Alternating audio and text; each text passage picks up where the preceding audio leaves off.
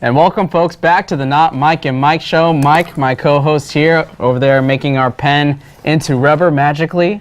He is, of course, Mike. I am not Mike. My name is Brian Nelson. And we have a show for you here today all about the NFL, the NBA, and our tribute to the late passing athletes of the past week. But we'll start with our Not Mike and Mike, Not Reality League. And let's talk about our ads and drops for the week. I have the same record as you do in the last round of things, 3-2, which makes me one game behind overall. Me being 3-2 each week puts me at 9-6. You are at 10-5. So my one move is I am dropping Tampa Bay after they lost to the LA Rams. Unbelievably, Rams have cost me a couple different times this year. And so I'm picking up Denver, who is the matchup against Tampa Bay. Yeah. And so a little revenge on my mind, as I hope Trevor Siemian, who looked great against the Cincinnati Bengals in Week 3, can pull off the win and go to 4-0 against Tampa Bay. Mike, interesting dilemma we've had with your ads and drops. So we created 2 additional rules to the Not Reality League. Let's tell the folks about those 2 rules. So first of all, it's well documented. I have the Green Bay Packers. They're on bye week this week. So we decided we're going to have a 6th slot that is reserved for bye weeks. And so if you have 2 teams that are on bye week, you got to drop one of them, but you can keep one of the teams you like, and you can drop them down onto your bench, and you can keep them there for the week, add somebody for free, and then you can just drop them. But you can't make any other ad drops while you have 6 teams. And so, with the Packers on bye, who did you end up adding to your squad? I'm going to pick up the Minnesota Vikings this week. I wanted so desperately to hate them, and I'm waiting for the other medical boot to drop with Sam Bradford. But the Minnesota Vikings just keep getting it done. They're 3-0. They're playing at home against the Giants, so should be fairly interesting matchup. Yeah, with no Adrian Peterson and then Sam Bradford's your quarterback, yet somehow Minnesota has been great this NFL regular season so far. And so now that we've cleaned up our ads and drops, let's go to our most confident, least confident matchup. My most confident matchup of the week is Dallas over San Francisco. And when I added Dallas, I thought that was going to be a 1-week flyer over the Chicago Bears. You remembered. And then they play the San Francisco 49ers. So Dallas, you've been good to me last week. Surprising that Dallas is 2-1. They could be 3-0 easily if they pulled out that opening week win against the Giants. And they've been pretty good so far, and they have an easy matchup against the San Francisco 49ers. So by far, I feel like you're like me, and you're just, instead of chasing Cleveland, you're chasing whoever plays San Francisco. Yeah, because I'm a little masochistic, and I like to, even though the Niners are my favorite team, I realize that it's going to benefit me in our league. One of these days, we got to talk about when Kaepernick should start. Can it be a later day? We can't do it once he starts. It gotta be before then. Yeah, we gotta make our prediction and be right about that. I will say maybe I'll say that for a show. The week after the bye week, whenever that bye week is. That's so boring. My stock answer. Next week, San Francisco on the short week against Arizona Cardinals. Sure. Throw him out there. Prime time. Kaepernick finally gets his first start of the year after all the attention. I don't care. Why not next Thursday? All right. Your most confident matchup for your 5 teams. Pittsburgh versus the Chiefs. Honestly, I'm not very confident in any of my matchups this week. The Chiefs play everybody well. Pittsburgh just got demolished by Philly.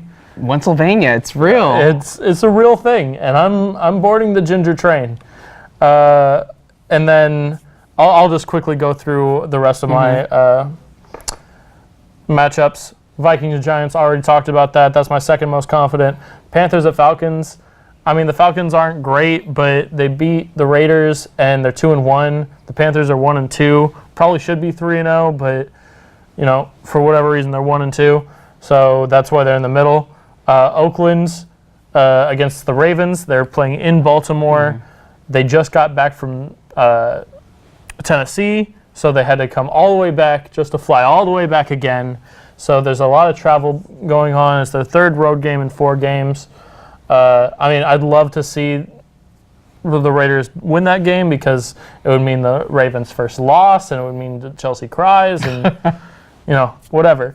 And then my least confident matchup is actually a game that already happened. And do you want to talk about the second rule that we instituted? Yeah, so we film these episodes on Fridays, and usually we talk about the ads and drops the day before, and sometimes we oversight Thursday Night Football. And so this week, we didn't make roster moves in time for the start of the game, so it ended up carrying over. He had the Dolphins last week in a flyer in which you wanted the easy matchup against Cleveland. And which paid worked off. out. Yeah. It almost didn't, thanks to Cody Parkey. But ultimately, he stuck with the Dolphins. So the new rule is if the team you own plays on that Thursday Night Football, you cannot drop that team for the next week. You have to wait till Friday for it to be official. And so next week, I have the Arizona Cardinals, and they play on Thursday night. So me keeping them this week means that I have to stick with them next week, and they play You were going to keep them. the 49ers. Yeah. So not too big of a dilemma for me. My matchups for week 4. Just to be clear, Miami, I picked them up last week. They're already 0-1, so I'm starting off the week well. And I'm starting off the week well, too, because you're starting off the week with a loss. And hopefully I can get that one game back. I keep going 3-2. I'm probably still going to go 3-2. I just hope you go 2-3 so we can get tied things up here in the league. My next matchups, New England over Buffalo. Buffalo surprised me in my most confident matchup last week, I believe, was Arizona against Buffalo. And they went out and really beat a team that I thought was going to be very consistent this year and is tied with 49ers for last in the NFC West. Got baseball in the mind. Next week, we're talking about the baseball. Yeah. So, great segment. All right. Denver over Tampa Bay. My move for this week, I think Denver, the defense will cause Jameis Winston to cause a lot of turnovers. Tampa Bay, I think, is going to be an uphill battle to knock off Denver for their first loss. Then these last two, I think, are both pretty. I'm not confident in either matchup. Seattle against the Jets. The only thing that gives me any hope is that Ryan Fitzpatrick is the quarterback for the New York Jets. 6 interceptions against the Chiefs. It's amazing. And I have that as my best matchup against the Chiefs. And really, the Fitzpatrick matchup against Seattle's tout defense is what gives me a little bit more confidence over the Arizona LA Rams. Like I said, LA Rams are 2-1. I think both of those two wins are L's on the Not Reality League. So I'm not confident at all about Case Keenum. Never thought I'd say that in my life, but Case Keenum is scaring me right now. Arizona. I'm telling you, I told you last week, he was the boy in Houston. Oh, man. And just the way they got trounced by San Francisco is just that first impression, folks. First impressions matter because it stuck with me. And the LA Rams, back-to-back weeks, have knocked off Seattle and Tampa Bay, both teams that I had. So they have really been a thorn in my side. One thing that I brought up on my radio show, and I wanted to get your opinion on it. Do you just sit Russell Wilson this week if you're Seattle? Like, he's hurt. You have a bye week next week. And Arizona and LA are playing each other. So, and the LA Rams, let's not get ahead of ourselves. They're going to finish 8-8. They're 9-7, 7-9. Doesn't matter how well they start off. So, really, Seattle's only competition is Arizona. Yeah. So, either at worst, you lose to the Jets and Arizona beats the Rams, you're tied with the Cardinals heading into your bye week. And if the Cardinals lose or you win, then you're still a game up on them. Yeah, for me, I think Trevon Boykin, you just throw him out there for a week, make sure Russell Wilson gets 2 weeks of off activity, not going to risk re-injuring that knee, making it worse, because strains can become MCL strains worse. are serious. Yeah, so I would rest Russell Wilson if I were the Seahawks, but Pete Carroll's a very aggressive coach. He's not known to play the safe route. And Russell Wilson's kind of that guy that's like, hey, I haven't missed a game in my career. Please don't sit me. Yeah, so Russell Wilson, I think he's going to be out there ultimately, but we'll see if that... He might start, play a drive, and then take him out. That decision might backfire. The Jets have a very blitz-happy defense with Todd Bowles, so it's not exactly the defensive matchup you want with an injured quarterback that could get pressure on Russell Wilson and maybe get after his knee, and something might happen. And so Russell Wilson, we'll see what happens in that matchup. Hopefully, he stays long enough to get me a win in this Not Reality League. That's all I care about. If he gets hurt... What if I care? Next week. Who cares? So that is it for our NFL talk. When we come back after the break, we will come back with our way too early NBA predictions. If you have an interest in a career in sports broadcasting, whether it's behind the scenes or on camera, then this is the class for you. Class is held every Wednesday from 1:30 to 4:30 in room 121 alongside the library building. For more information, contact Greg Poff. That's me at solano.edu. we hope to see you here next semester. And remember, It's more than just sports. It's an education.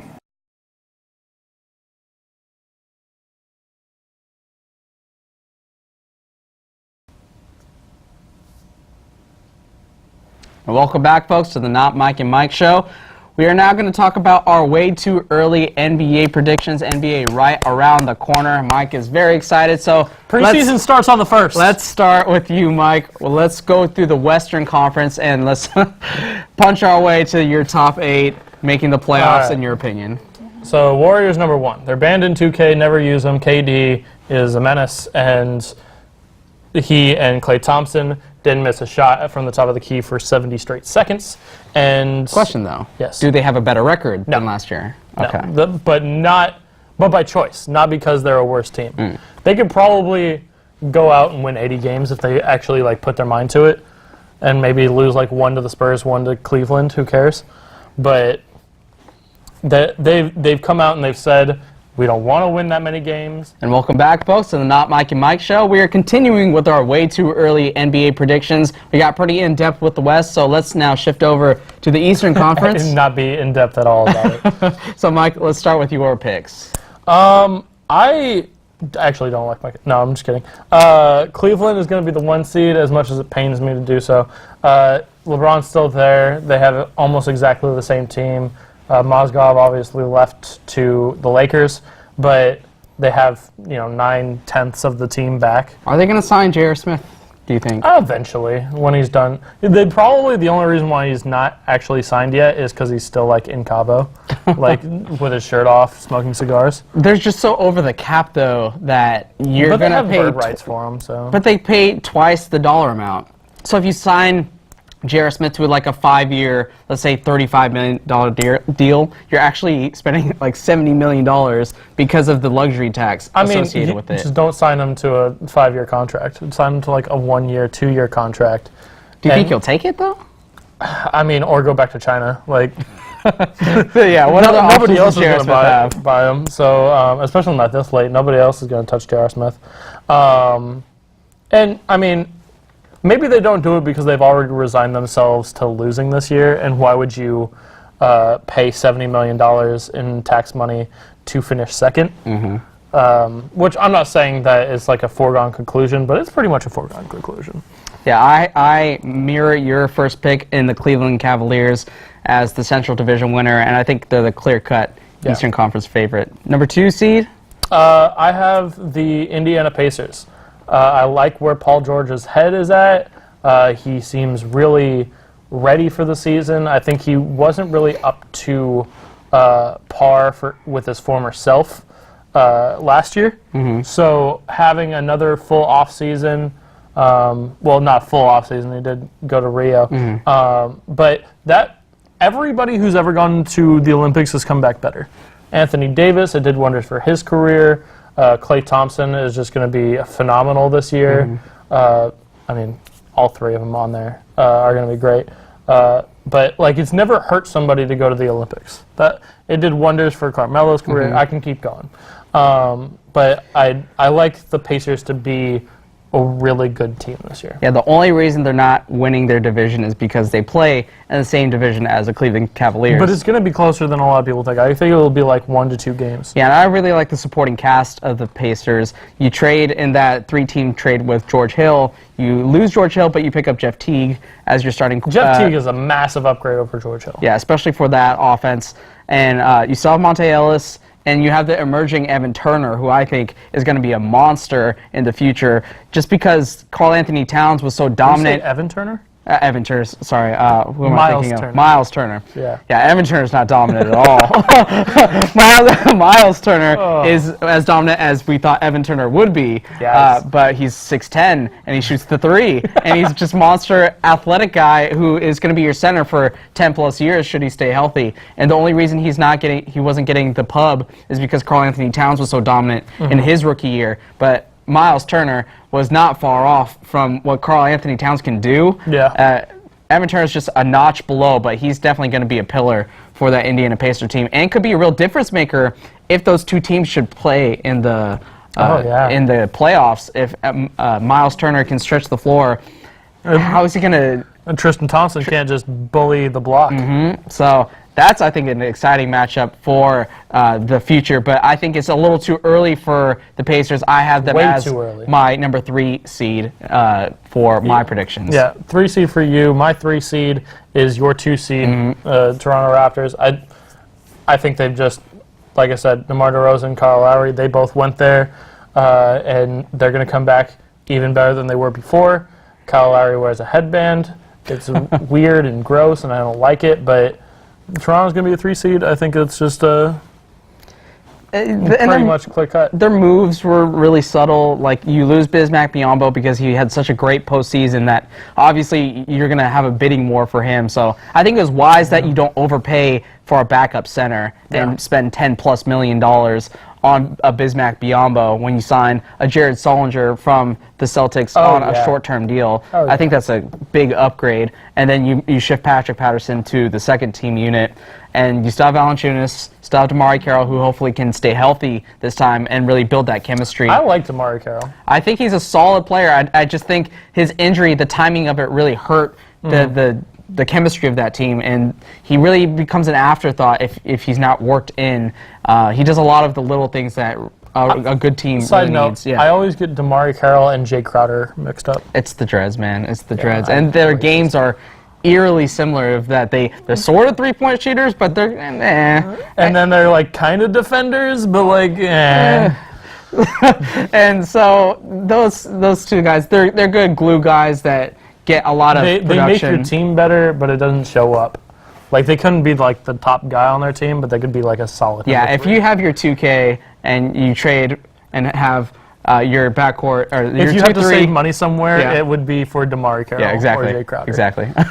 So, like you said, that was my 2 seed. So let's go to our 4 seeds. We both have the same team, the Boston Celtics. Speaking of Jay Crowder, they're just the team on the rise, and it's just surprising that they weren't able to do anything with all those draft picks. So, honestly, you get Jaylen Brown, who's the young kid out of Cal. Welcome back, folks, to the Not Mike and Mike show. Brian Nelson here alongside Mike McLeod.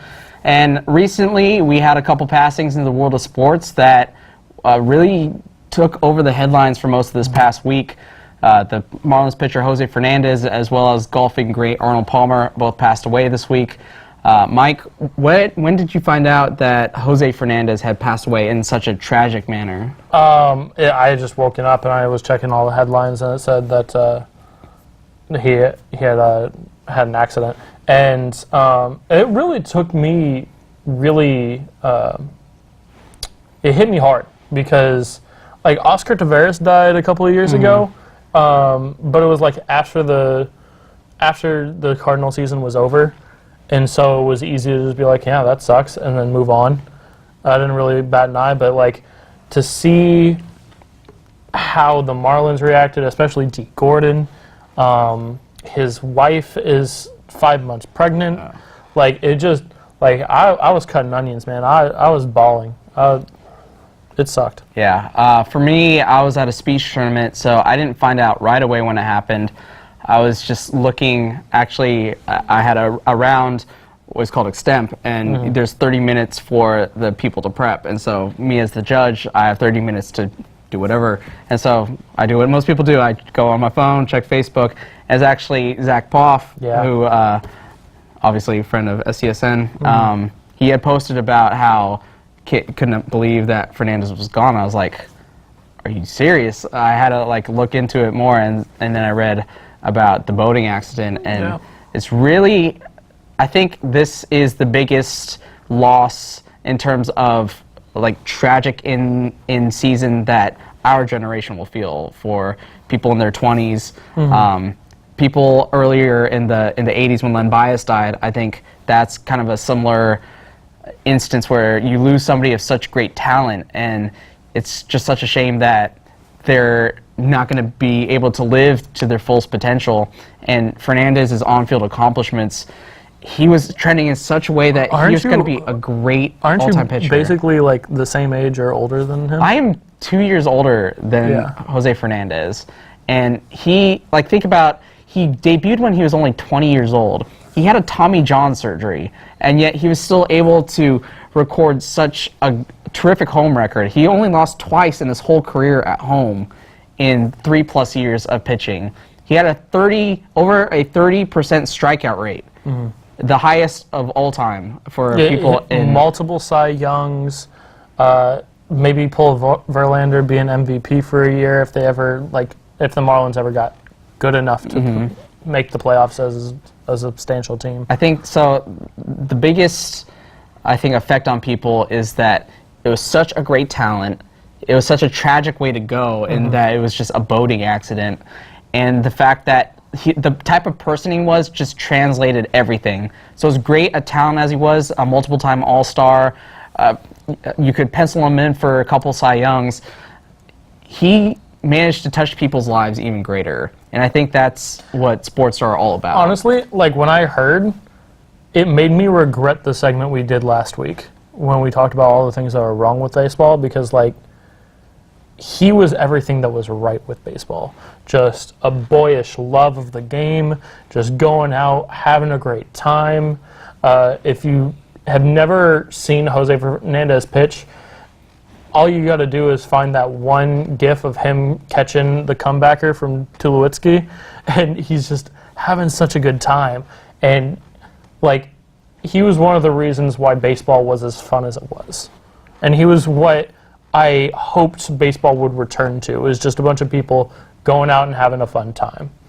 And it's just tough, man. Yeah, and listening to his backstory, too, of coming from Cuba, he tried to got shot escape at 4 times. He was in jail for trying to escape Cuba. And then when he came here, he faced such a tough time with language that he felt ostracized from his teammates, and he felt like an outsider. And the way he escaped and connected with people was through baseball. And he told his principal that, hey, I'm pretty good at baseball. I think I want to try out for my high school team. And they're like, yeah, sure. You know, everybody says they're good at baseball. Sure, we'll put you in the last group. So in tryouts, he saw 3 pitches as a hitter, and he hit 2 of them out. And it really turned people's eyes. And then he threw a bullpen session, and he threw 94 as a high schooler.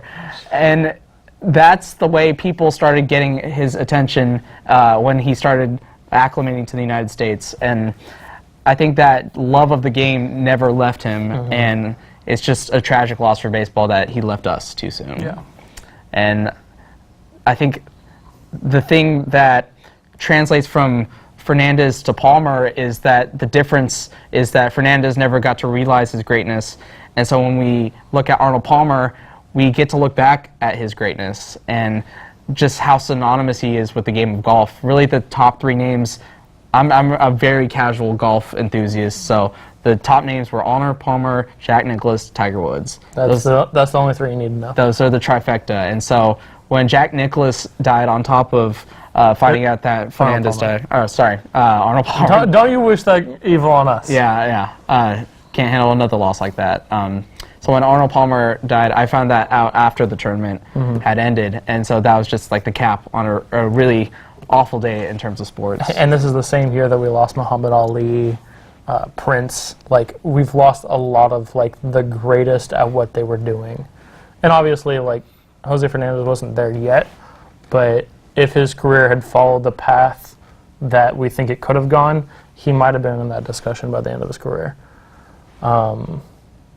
Real quick, do you think Bartolo Colon grooved a fastball down the middle for D. Gordon? You know, I really hope so. I really hope that Bartolo Colon could kind of realize the emotional grief and what it could do for the city of Miami and just for the players. They had such a big on-field tribute that I think it was hard for me to think that standing on the sidelines, watching your fellow baseball players give this tribute 15-plus minute long before the game, and when you fall behind in the count 2-0 to a guy, you're expecting a fastball. So it's a fastball count. You kind of groove one mid-80s, right down the middle, and D. Gordon hits it, and he says, as far as he's ever hit a baseball. Yeah. I think it was just such a great moment to pay tribute to a fallen teammate. And also, Aledmus Diaz for the Cardinals hit a grand slam. His childhood friend from Cuba also was another cool moment in order to celebrate the life of Jose Fernandez. I think last thing that we'll do to celebrate the life, I've never had an Arnold Palmer myself. Mike swears by me that they are delicious and are worthy of the namesake of the great Arnold Palmer. I actually learned the story in this past week of why it's named after him, and it's literally just because he would go to bars but he didn't drink at all, so he had to find something to drink, so he would ask for it, and then one lady was like, "That sounds good, give me one of them Arnold Palmer drinks," and name stuck. So half iced tea, for those of you who don't know, half lemonade. I'm a little bit apprehensive, I'm a little worried just because those are probably my two least favorite drinks. Don't like how tart lemonade is, not a fan of tea.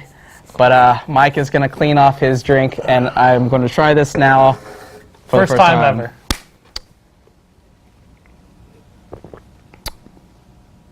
Not as bad as I thought. Yeah, okay. There we go. So there, our tribute to Arnold Palmer. Your drink is delicious, sir. Not as bad as I thought it was going to be. So that is all for us here at the Solano College Sports Network. For Brian Nelson and Mike McLeod, we'd like to thank you for watching.